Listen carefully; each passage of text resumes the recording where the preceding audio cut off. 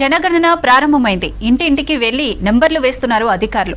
3 రోజుల పాటు ఇండ్లను మ్యాపింగ్ చేస్తున్నారు. ఈ మ్యాపింగ్ లో జాతీయ రహదారులను, నాలాలు గుర్తిస్తున్నారు. ఇండ్ల మ్యాపింగ్ పూర్తయిన తర్వాత జనాభాను లెక్కిస్తామంటున్నారు. లెక్కల్లో తేడాలు రాకుండా 180 నుండి 200 ఇండ్ల గణన చేసేలా అధికారిని నియమించారు. జనగణన ఉద్యమంలో ప్రతి ఒక్కరూ భాగస్వామ్యం కావాలని ప్రజలను కోరుతున్నారు అధికారులు. ఉమ్మడి ఆదిలాబాద్ జిల్లాలో జనగణనపై మరింత సమాచారం అంజయ్య అందిస్తారు.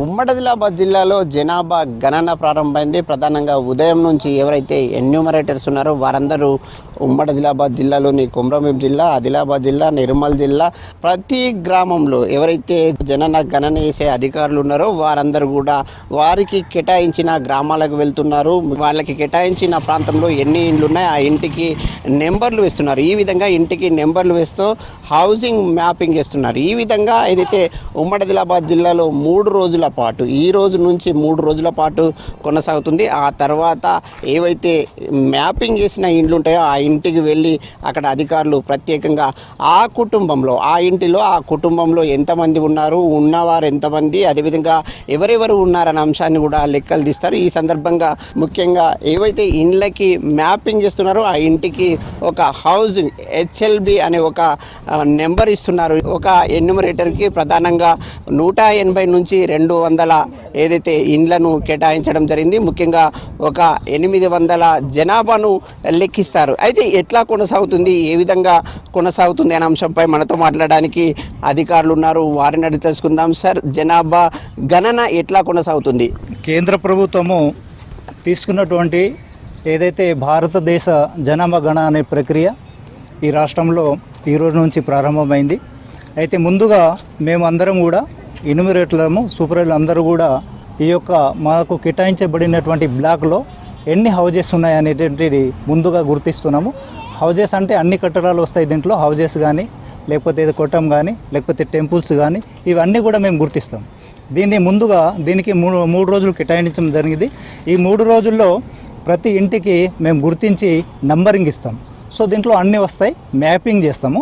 మ్యాపింగ్ చేసిన తర్వాత ప్రతి నంబర్కు, ప్రతి హౌజెస్ ఒక నంబర్ ఆల్రెడీ చేస్తాం. ఈ 3 రోజుల యొక్క ప్రక్రియ, దీంట్లో భాగంగా మేము మార్నింగ్ నుంచి ఈ ప్రక్రియను కొనసాగిస్తూ ఉన్నాము. సో ఈ 3 రోజులు ఈ ప్రక్రియ అయిన తర్వాత, ఆ తర్వాత మేము జూన్ 9 వరకు ఏదైతే మాకు షెడ్యూల్ కేటాయించబడిందో ఆ వరకు, జూన్ 9 వరకు మొత్తం ఏదైతే మేము నంబరింగ్ ఇచ్చినామో హౌజెస్కు, ఆ ఇంటికి తిరిగి మొత్తం 34 కాలమ్స్ సంబంధించిన ప్రశ్నలు మేము ఆ ఇంటి యొక్క యజమానికి అడిగి అన్నీ కూడా ఫిలప్ చేయడం జరుగుతుంది. సో ప్రతి విషయం కూడా అందరూ కూడా క్షుణ్ణంగా మేము అడిగినటువంటి ప్రశ్నలకు అన్నీ కూడా ఈ యొక్క సమాధానం చెప్పాల్సి ఉంటుంది. ఈ విధంగా మేము కేంద్ర రాష్ట్ర ప్రభుత్వం ఏదైతే ఆదేశించిందో దాని విధంగా మేము ఈ యొక్క గణన అనేది కార్యక్రమం చేస్తూ ఉన్నాం. అంటే ముఖ్యంగా ఒక్కొక్క ఎన్యూమరేటర్ ఎన్ని ఇండ్లకి ఎన్యూమరేటింగ్ చేస్తారు?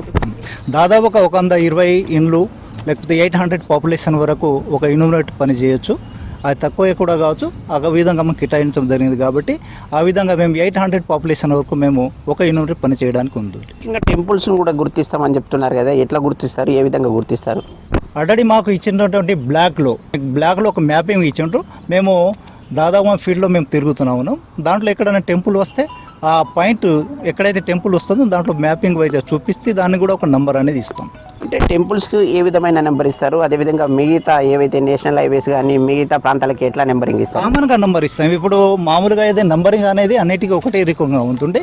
కాకపోతే పాపులేషన్ ఎక్కడ ఉందో, ఫ్యామిలీస్ ఎక్కడ ఉన్నాయో వాటి వివరాలు మాత్రం తీసుకోం. టెంపుల్కి సంబంధించి వివరాలు ఏముండదు. అది టెంపుల్ అని చేస్తే మనం అయిపోతే సరిపోతుంది.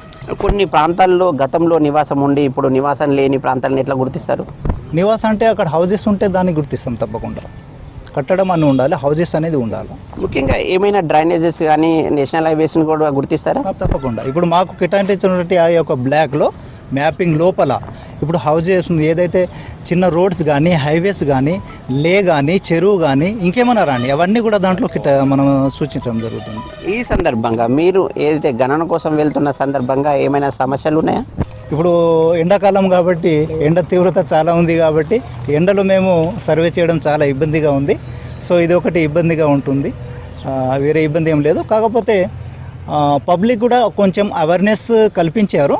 సో ఇంకా అవేర్నెస్ కల్పించేది బాగుంటే వాళ్ళు సమాధానం చెప్పడానికి ఈజీగా ఉంటుంది.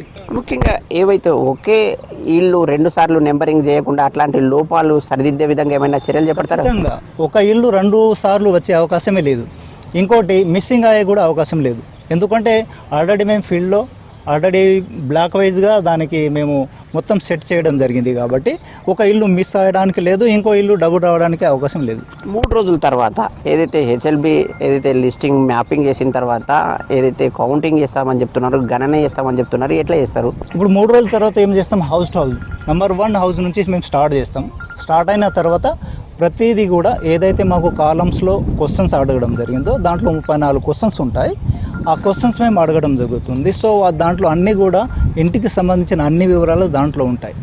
సో వాళ్ళు చెప్పిన దాని ప్రకారమే ఫిలప్ చేయడం జరుగుతుంది. ఈసారి ప్రత్యేకత ఏమంటే ఇంతకుముందు మేము మాన్యువల్ చేసాము, అన్ని పేపర్ వర్క్స్ చేసాము. ఇన్ని జనగణనలో చేసిన అన్నీ కూడా పేపర్ వర్క్లో జరిగింది. ఈసారి ప్రత్యేకత ఏమంటే అన్నీ కూడా మనం ఆన్లైన్లోనే చేస్తాము కాబట్టి పేపర్లెస్ ఈ సర్వే అన్నట్టు చేస్తున్నాం కాబట్టి చాలా ఈజీగా కూడా ఉంటుంది. మొదటి రోజు ఏదైతే హౌసింగ్స్ను లిస్ట్ అవుట్ చేస్తున్నారు, వాటికి నెంబరింగ్ చేస్తున్నారు. నెంబరింగ్ చేసిన తర్వాత ఈ ప్రక్రియ 3 రోజుల పాటు కొనసాగుతుంది. 3 రోజుల తర్వాత ఆ ఇంట్లో జనాభా ఎంత ఉంది, ఎవరెవరు ఉన్నారనే అంశాన్ని కూడా లెక్కలు వేస్తామని అధికారులు చెప్తున్నారు. కెమెరామెన్ విఠల్తో అంజయ్య, VCT న్యూస్, ఆదిలాబాద్ జిల్లా.